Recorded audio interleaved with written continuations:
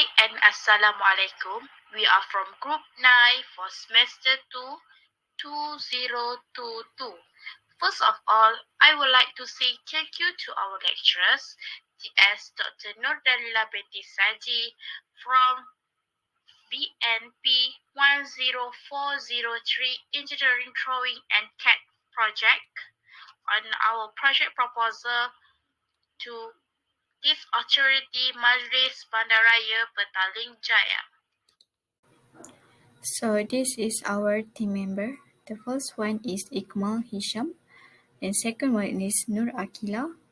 The third one is Nur Atira. The fourth one is Nur Nakia. And the last one is Samshul Ashraf. Assalamualaikum and hi, my name is Nona Kebent Yunus, my metric number CN210099. So today I will present about introduction to our topic. First, Petaling Jaya made new history on 1st January in 1964 when the state of Selangor gazetted a town board that had financial autonomy to govern the city.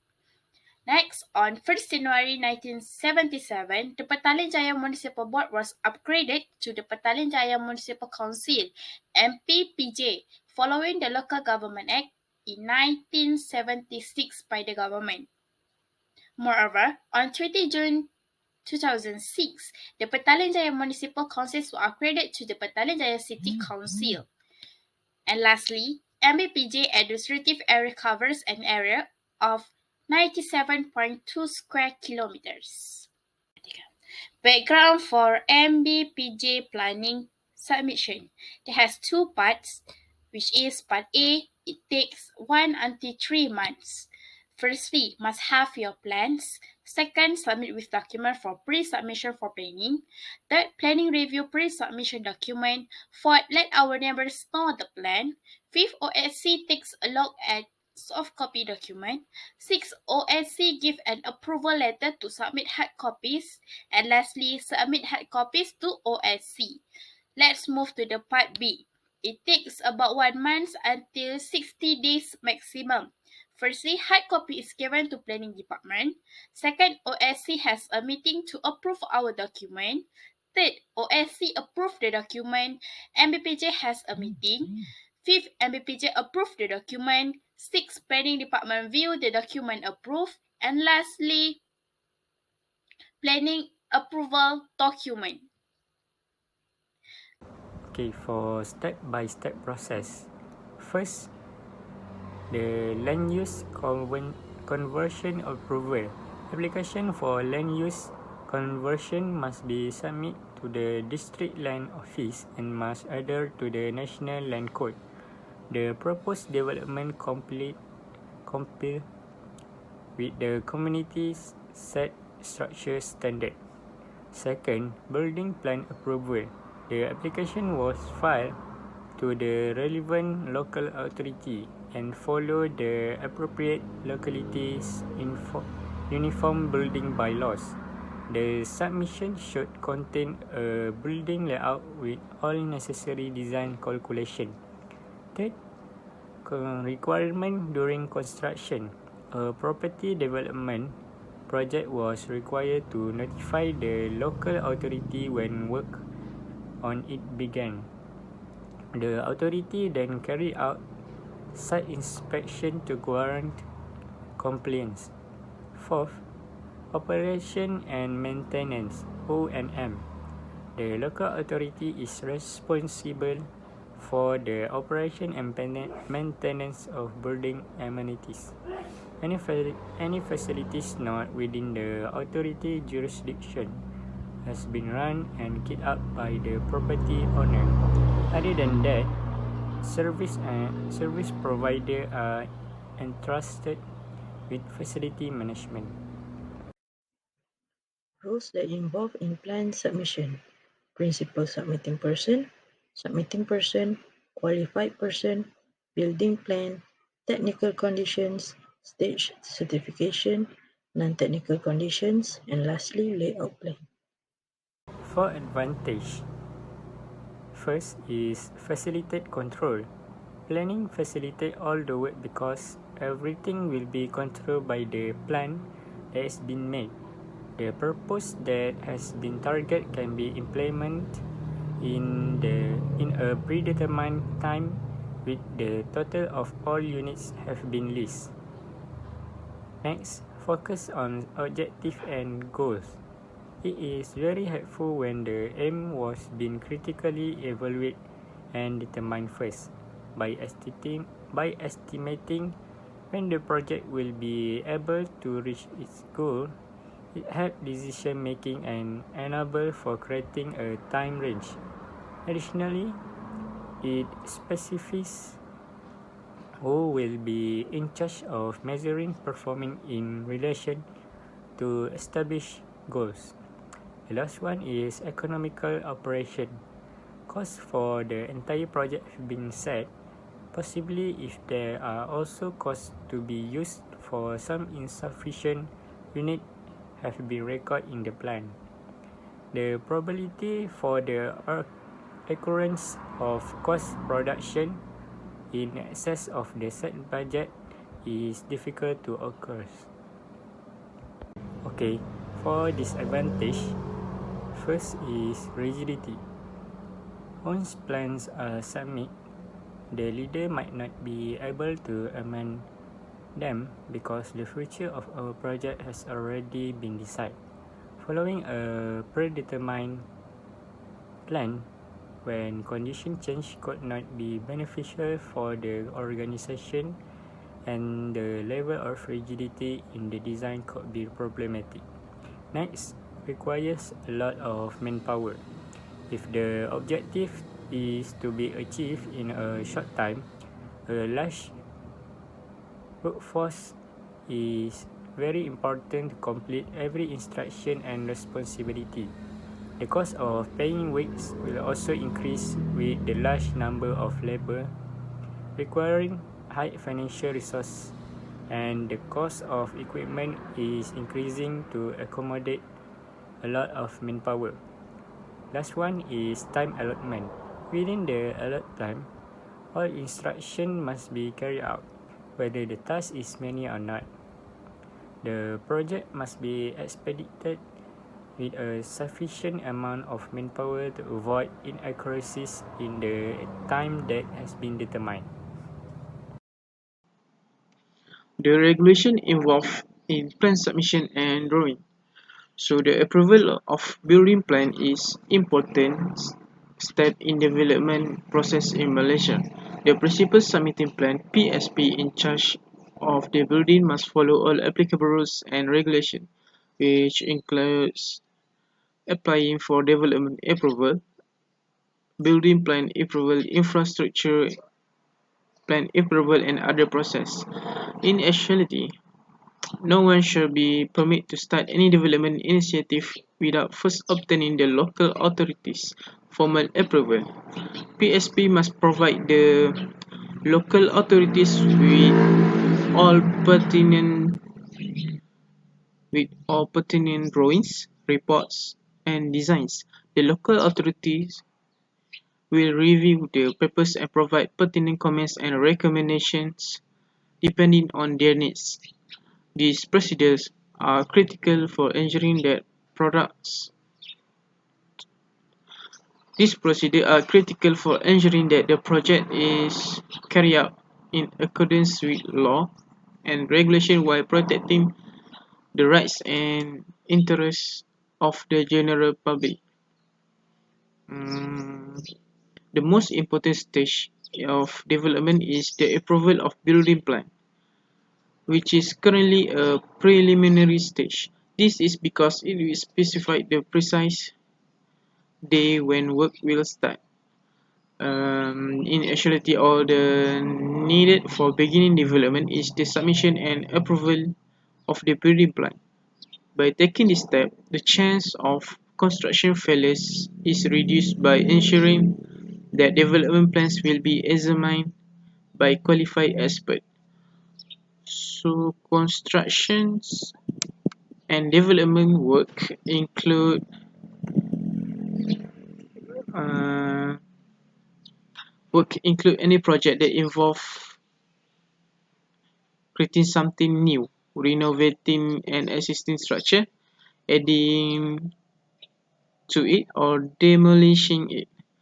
One is deemed to have broken the law if they begin any construction on the property before receiving building plan approval. Section 70 at 133, 1974. Therefore, before any work can start and proposed development building plan approval is required. According to the Town and Country Planning Act of 1976, no development may begin without the local authorities' written consent. If all pertinent plans and documentation meet the criteria and specifications of the local authority, a written authorization is issued. A person may begin any building work on the property only after receiving formal consent building plan approval from the necessary parties, typically the local council in accordance with the Building Act or Building Code. Certification involved in the process: certificate of building, notice of commencement, notice of completion of setting out, notice of completion of foundation, stage certification, application for the issue of certification of fitness for occupation, certificate of completion and compliance, partial certificate of completion and compliance. So the impact of using online submission rather than paper-based plan submissions. The world is impacted by paper at every stage of its lifetime, despite the fact that it is never held responsible for climate change or global warming. In reality, in the majority of industrial nations, paper is the third or fourth greatest industrial source of greenhouse gas emissions. The following list outlines the effects of paper during the course of its life. Purchasing effect every year. The publishing of books uses more than 20 million trees, while the printing of newspapers uses roughly 95 million trees. Then paper is produced using more than 40% of the world's industrial wood crop. 25% of greenhouse gas emissions resulting from human activities are produced by deforestation. Product effects: 9% of all carbon dioxide emissions from industrial industries are attributable to the paper industry. The paper and pulp sector ranked fourth among American manufacturing sectors in terms of greenhouse gas emissions. Impacts of disposal: landfills contain 26% paper, methane, a greenhouse gas with 23 times the ability to trap heat than carbon dioxide, is produced through degradation. The single greatest source of methane emissions in the United States is landfills, which are responsible for 34% of emissions. By using online submission, we can reduce all this impact, and it also reduces costs.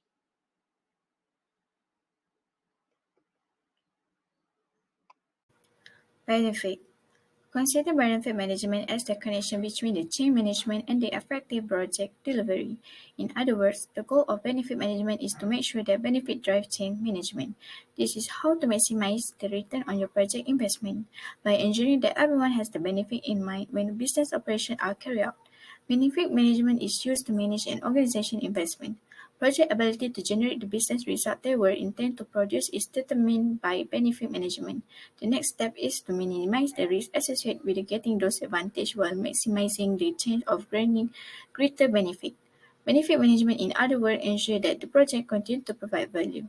When managing a project and the resource allocation of those initiatives, concentrating on the benefit improve the decision making. Benefit management goes beyond just calculating a project efficiency to take into account in overall return on investment. Significance of plan submission process. Project management requires intensive planning. It is the process of deciding which activity must be followed in order to reach a given objective by building a roadmap. Planning is based on the fact and improve our chance of succeeding. To make an effective strategy, one must use logic to assess the action that must be performed. Any unexpected circumstance must also be factored in. With practice, one's capacity to plan will improve. Those who often make plans are aware of previously encountered scenarios that are likely to arise throughout the plan implementation. It is difficult to overestimate the value of planning in management. It is an important project management function. The efficiency of the strategy is crucial to the success of any company venture. Consider the following 5 important ideas of the value of planning in management. First, resource optimization. Second, goal setting. Third, risk management. Fourth, fostering corporate culture and a team spirit. And the last one is gaining an edge over competitors. Propose solution to any problem in the process. First, legal right you should know. The government has regularly modified the Housing Development Control and Licensing Act 1966 in an effort to lessen the number of abandoned house projects.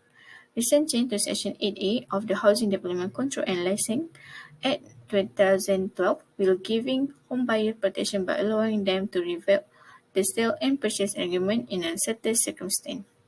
Second, precaution. You must take the following action in order to prevent losing your hard-earned money on a failed project.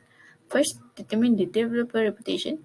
Request that your attorney research the developer history and status profile. It's a common misconception that if a developer can put their idea into action, it must be legitimate and endorsed by the relevant authorities. However, this reality isn't always accurate. Without careful study, you may invest in one of Malaysia's 82 illicit unlicensed developers. The second one is verified the Ministry of Housing and Local Government blacklist status for the housing developer. This is our reference. We just write 5 only. Next, the plan layout. Plan layout has two parts, which is the first part is first floor plan and ground floor plan. The plan layout that I do is ground floor plan with the scale 100 ratio. The description for ground floor plan is the structure that we are used is reinforced concrete and for wall clay brick or equivalent for roofing GG roof truss system for ceiling, plain plaster ceiling or asbestos-free cement sheet. For windows, aluminium frame sliding windows or top-hung windows and face adjustable stories. For doors, main entrance, bedrooms, kitchen, aluminium sliding, and locks, quality locks. Okay, so for the next plan layout, we have for decoration is plastered surface, timber surface, immersion paint, and glass painting. For the wall finishes, at the bathroom and kitchens.